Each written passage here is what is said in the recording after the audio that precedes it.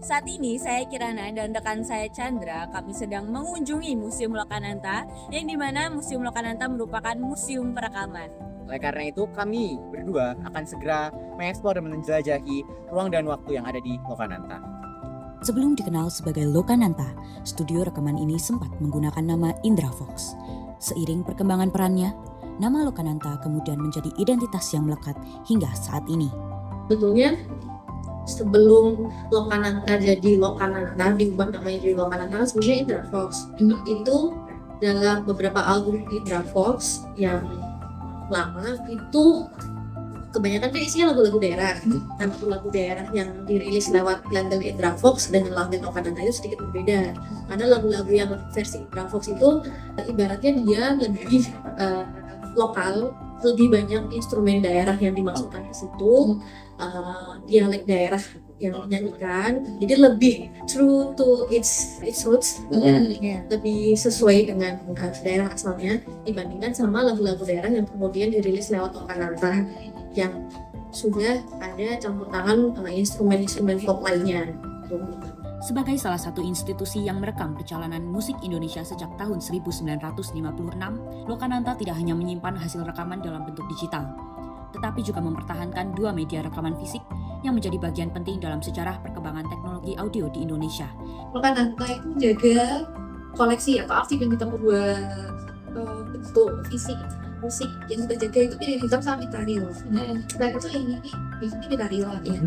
Nah isinya tuh banyak lagu rekaman dari tahun 57, 58, udah 60 tahun lebih kan dari sekarang. Nah dengan adanya konservasi terhadap dokumentasi itu merupakan upayanya kita untuk menjaga musik yang ada di Indonesia.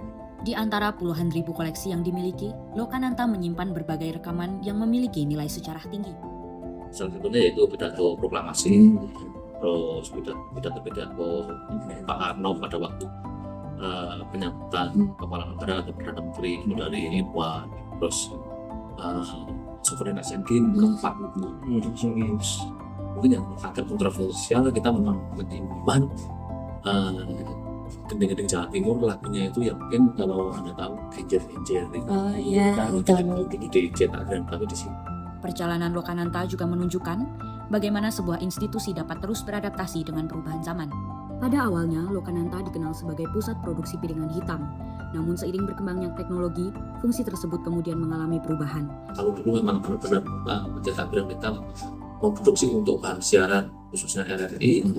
Kalau dulu masih satu protes sama RRI ya, tapi lambat laun ada mungkin kayak studio rekaman buat siaran. Kalau dulu cuma materi-materi gitar ini dikirim dari RRI ke Indonesia dibawa ke Lokananta untuk dijadikan piringan hitam. Seiring berkembangnya waktu tahu ya otomatis di Lokananta harus ada studio untuk mungkin